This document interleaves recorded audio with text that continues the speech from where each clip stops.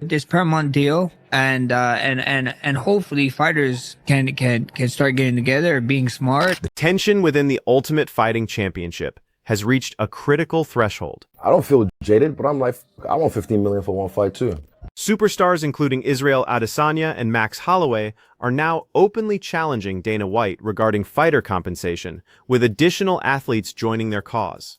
However, when Dana White eventually responded, tensions rapidly intensified. Here's the complete breakdown. Adesanya and Holloway break their silence. The champions end the quiet period.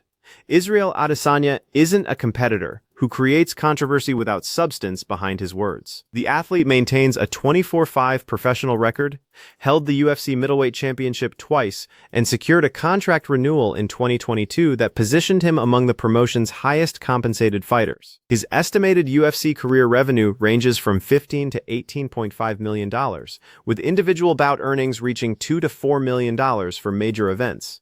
When Adesanya discusses fighter compensation, he isn't speaking from financial desperation. He's leveraging his credibility and deliberately choosing to utilize it. It's just, you're Dana White. You came to this game, when no one believed in this, and you made it into a $7.1 billion company. Adesanya presented this perspective on his Freestyle Bender YouTube channel in early March 2026. Not as an assault on Dana White, but as providing context. That's crazy. That's inspiring. That's like, you've proved it to them. So now, again, Zuffa is the next challenge. Zuffa Boxing is the next challenge that he set his eyes on. The commendation was authentic. He secured a long-term agreement with the UFC while other competitors departed, yet a shift was approaching. But with that being said, don't forget he started in boxing, of course, but what brought you to... He wasn't labeling Dana White as ungrateful. He was highlighting what formed the foundation of that empire. This is what got him to be the name Dana White, the UFC president, is this. So I can see why the other fighters, these guys are top class boxers. They're the best in the world at what they do, but so are we. This is the UFC. And if one guy can command that kind of money for one fight, and that's from the same company, Zuffa, and this is what's been keeping the lights on, is the UFC. And then the line that became the headline. I don't feel jaded, but I'm like, I want 15 million for one fight too. Subsequently came his observation regarding the UFC's actual offerings. This wasn't Adesanya's initial commentary on this topic. In February 2022, following his middleweight title defense against Robert Whittaker at UFC 271, he addressed the matter directly. With Francis's case, that he needed to bring that forward because it was atrocious, and I respect him for that. And like I said, this is the first step. During that identical interview, Adesanya presented the argument that resonated then and continues resonating in 2026. I'm not saying like pay the debutant some crazy money. I'm just like, nah, pay them enough to be able to, train, feed their family, and actually not have a second or third job, because we're UFC fighters. I love that. Company represented 2022. 4 years afterward, entry-level compensation remained approximately $12,000 to show. In a 2022 Forbes interview, he had elaborated, calling it atrocious and stupid, that the UFC heavyweight champion earned $600,000 per fight. He referenced Francis Ngannou, the heavyweight champion, competing for $600,000, while the benefits hadn't reached the roster's bottom meaningfully. Now regarding Max Holloway, the former featherweight champion and current BMF title holder appeared on Demetrius Johnson's Mighty YouTube channel on March 3, 2026, days before headlining UFC 326 against Charles Oliveira. His estimated UFC career earnings span from $9.7 million to over $12.5 million, including a $2.7 million payday for his walk-off knockout of Justin Gaethje at UFC 300. He began with $6,000 show money in 2012. His promotional loyalty remains unquestionable, which precisely gives his statements their impact. The message Holloway delivered wasn't about Dana White, but about locker room dynamics when fighters undermine each other. This Paramount deal, and hopefully fighters can start getting together, being smart. Then he presented the example that made competitors uncomfortable because they recognized its truth. One time, it's always gonna stick out to my mind was when I love Derek Lewis, man, he's a man, but when John Jones said, Holloway referenced how in 2021, John Jones demanded $10 million from the UFC to fight Francis Ngannou for the heavyweight title. The UFC refused. Derek Lewis, ranked in the heavyweight division then, publicly offered to accept that same fight for $1 million. give me a meal, I'll fight Francis now. It's like, man, we cannot be doing that, brother. You need to be like, yeah, John, you need to almost stand. The core argument stated plainly. Because guess what? If you fighting for 10, then it looks like your base pay probably comes up too, you know what I mean? Compensation structures and negotiations establish precedent. When a main card fighter accepts reduced payment, it signals market value that affects every fighter beneath them. When someone undercuts that request, the signal reverses. Holloway's guidance for the emerging generation. I hope that these new fighters coming in, just know your worth, man. The main thing I would say, know your worth, know what it is. At the end of the day, hold your ground, bro. According to MMA Junkie's reporting on the complete interview, Holloway also stated that if the promoter immediately accepts your request, you've undervalued yourself significantly. You want the firm rejection because that indicates you've actually identified your true worth. Two superstars, 1 week, identical conclusion. The system required change, beginning with fighters ceasing to work against each other. Understanding why that message carried such significance requires examining the actual structure, the $15 million catalyst, and what Conor Benn's deal revealed. The agreement that triggered everything had been announced days before Adesanya and Holloway spoke in late February 2026. Dana White's new boxing venture, Zuffa Boxing, signed British welterweight Conor Benn to a single-fight contract reportedly worth $15 million, with some reports suggesting $20 million upside. Benn, the 29-year-old son of British boxing legend Nigel Benn, was scheduled to fight former two-time junior welterweight world champion Regis Prograis at Tottenham Hotspur Stadium in London on April 11, 2026, supporting Tyson Fury's comeback against Arslanbek Makhmudov. The event was expected to stream on Netflix. For perspective, Benn's record stood at 24-1 with 14 knockouts, but he had never held a major world title. By sports standards, without a world title, as a fringe welterweight contender, he wasn't the fighter expected to receive the most spectacular undercard payday in history. TKO president and COO Mark Shapiro clarified on earnings calls that the $15 million wasn't sourced from UFC or TKO funds, but funded externally through Saudi-backed Sella Entertainment Company led by Turki Al-Sheikh, the same entity bankrolling several major recent boxing events. The UFC budget remained untouched, but that distinction meant nothing to the locker room.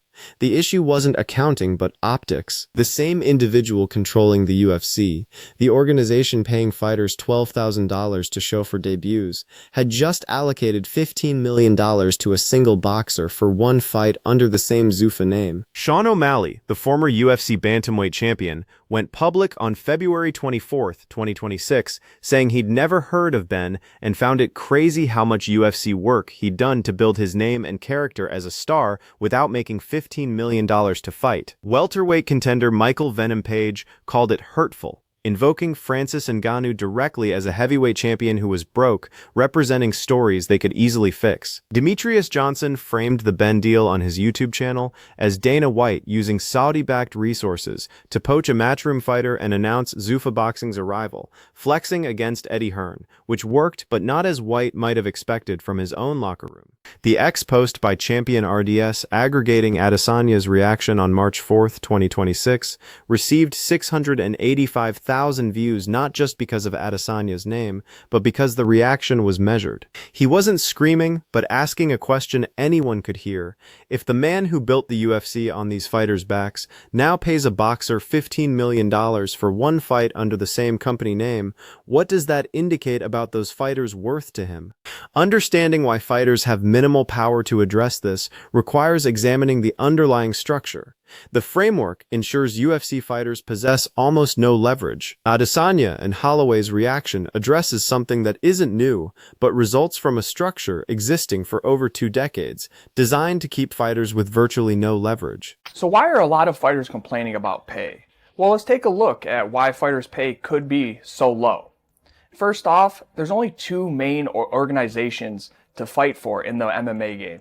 UFC fighters are classified as independent contractors, not employees, meaning no union, no collective bargaining agreement, no guaranteed revenue share. Every fighter negotiates individually, or typically doesn't negotiate because the power dynamic makes real leverage nearly impossible for everyone except the very top. Now, supply and demand, like any other business, you have a bottleneck of a ton of fighters trying to get into the organizations, and there's only 2 of them. So they really can't shop around, they really cannot negotiate, and they have to go with either UFC or Bellator. The UFC maintains over 750 contracted fighters running more than 44 annual events. Entry-level show pay approximates $12,000. A fighter's training camp alone costs $10,000 to $50,000. After manager cuts, taxes, and camp expenses, an entry-level fighter competing twice yearly might net $20,000 to $40,000 from base pay for a sport requiring full-time training and acute physical injury risk every performance. After going 6-0 in the UFC, I quickly realized that it was basically just a job that I was making between 40 and 80 grand a year, considering if I won fights or I lost. So at the end of the day, it was just another job. According to antitrust court documents from the Lee versus Zuffa case, UFC fighters received roughly 16-20% of total promotion revenue. NFL players receive approximately 48-50% through collective bargaining. This isn't a marginal difference, but the structural consequence of competing without union representation. In an article that was released, it stated that the UFC pays their fighters between 12 and 18% of the total revenue. Now, when you compare that to other professional leagues like the NFL or the NHL, they make 40 to 50%. Francis Ngannou described the negotiating process mechanics that never appear in Dana White's press conferences. They pay you whatever they want to pay you. They let you pretend that you're negotiating while you're not negotiating, because either way, you're still in the... Long-term exclusive deals with renewal options kept fighters locked in for years, while right of first refusal clauses gave the UFC ability to match any outside offer. John Jones, arguably the greatest UFC fighter in history, spent multiple years in contract disputes resulting in extended inactivity rather than resolution, reflecting his actual value. Most of the guys who are doing the absolute worst are not in a position that they could say publicly, I have a second job. I'm borrowing money from my parents. Right. I know so many fighters that are living in the Jackson's MMA gym because they can't afford to have their own apartment. And they're UFC fighters. That is John Jones. These aren't regional show fighters, but UFC fighters in combat sports' most successful promotion, living in gyms because they cannot afford apartments. The 2015 Reebok uniform deal deepened the problem. Previously, fighters could negotiate personal sponsorships worth $30,000, $50,000 per fight. When the UFC replaced individual sponsorships with a tiered Reebok deal, those income streams disappeared almost overnight, replaced by structured payments as low as $4,000 per event for fighters with 1 in 3 UFC bouts. For much of the roster, it was a pay cut disguised as standardization. The structure was built for scale, growth, and promotional control. As long as 750 fighters would accept the next contract because the alternative meant not competing at the elite level at all, leverage would remain exactly where it had always been. Fighters who tried challenging this through legal action discovered how slow that process could be.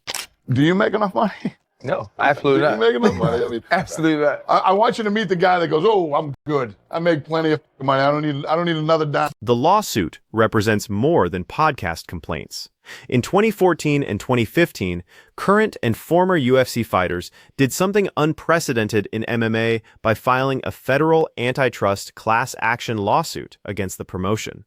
The case, known as Lee versus Zuffa, was filed in U.S. District Court for the District of Nevada. Plaintiffs included fighters Kung Lee, John Fitch, and Nate Quarry, arguing under Section 2 of the Sherman Antitrust Act that the UFC used its dominant market position, controlling approximately 90% of elite MMA revenue in the United States, to suppress fighter wages below competitive market levels. This constitutes monopsony, a single dominant labor buyer using that dominance to artificially suppress wages. The UFC hadn't merely grown organically, but had acquired or eliminated major competitors like Strikeforce in 2011, WEC, and Pride FC, until it controlled the market so completely that fighters had nowhere else to go at the elite level. Unsealed case documents confirmed the UFC had commissioned its own internal fighter pay study.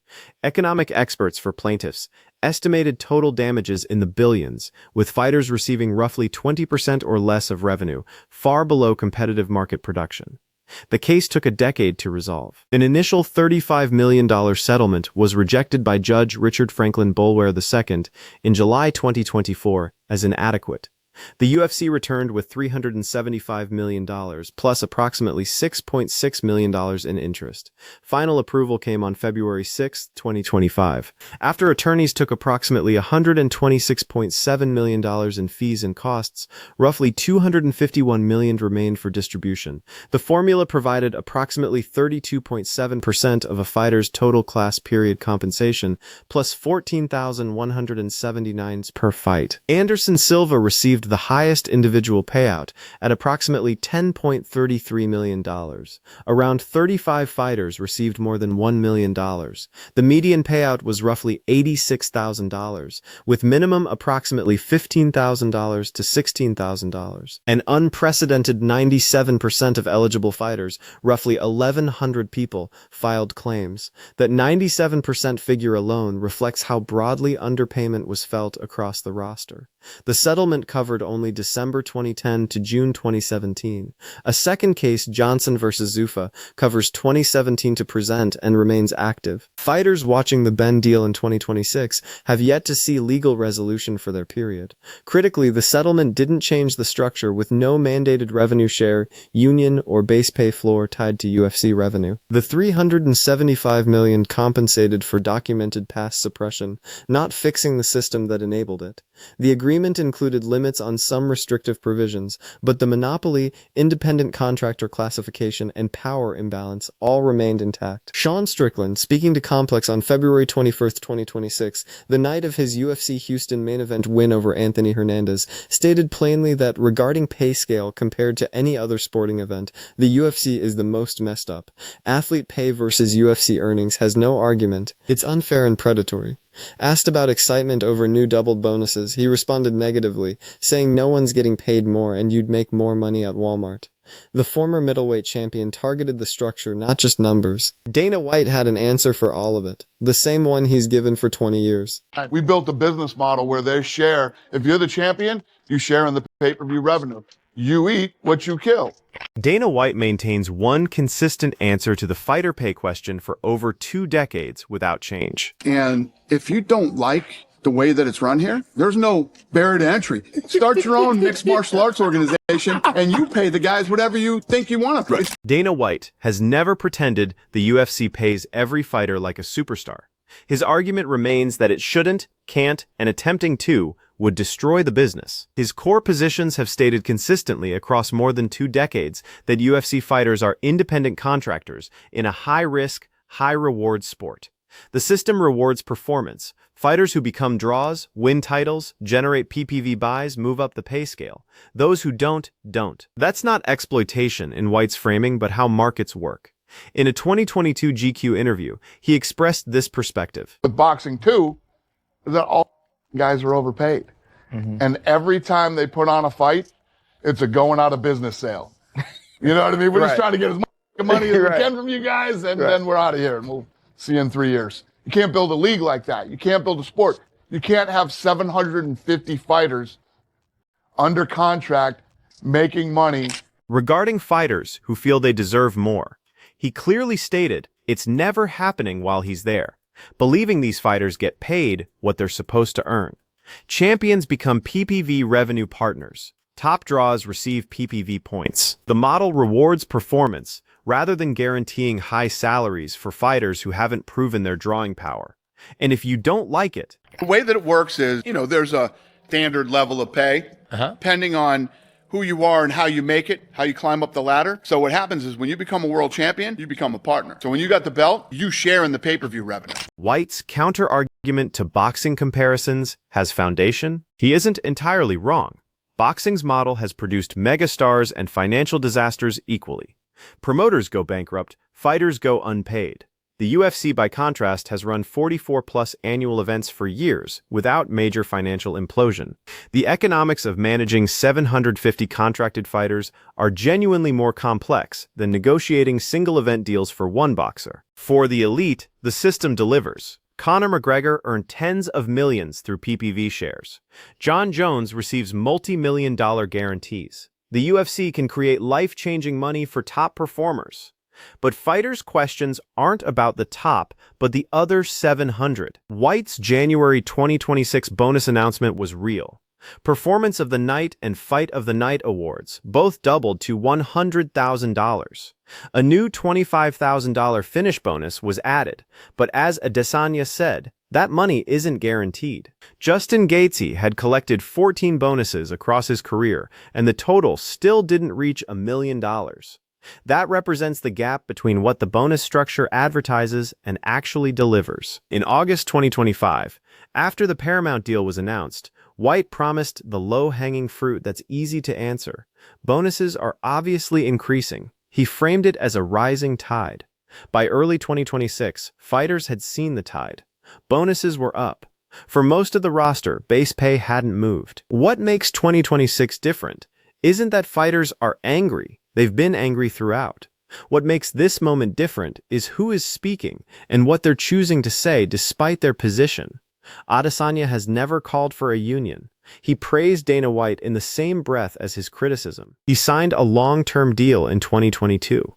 4 years later, he's still saying the structure needs change, not for him, but for fighters living in gyms because they can't afford apartments, carrying the same UFC contract he does while taking home a fraction of the money. Eddie Hearn, who lost Conor Benn to a $15 million Zuffa offer, gave his assessment of what UFC fighters must be feeling, being absolutely ripped off, generating more revenue than these guys while getting a tenth of the money. The UFC is worth somewhere between $20–30 billion that Dana White has cited. The Paramount deal brings $1.1 billion annually from North America alone. The second antitrust case covering 2017 to present is still working through courts, and the fighters who produce the content underpinning all that value are still, as of early March 2026, competing for $12,000 shows at entry level. The $375 million settlement covered one 7-year period. The math on full career spans of fighters who built the modern UFC, competing from the early 2000s through the Conor McGregor era and beyond, tells a story about where money actually went. It didn't go to people getting hit. Bonuses are up, base pay remains largely where it was. A second lawsuit continues running. The Paramount deal has added revenue at the top without fundamentally changing structure at the bottom. And the same person controlling all of that just allocated $15 million to a boxer most of his own fighters had never heard of. Adesanya didn't call it theft. He didn't threaten to walk. He just said what everyone in that locker room was already thinking. The fact that it needed saying at all, that two of the sport's most respected figures had to quietly remind the man who built an empire that they helped him build it, is the complete story. Like this video, don't forget to explore more similar content through the suggested cards on your screen.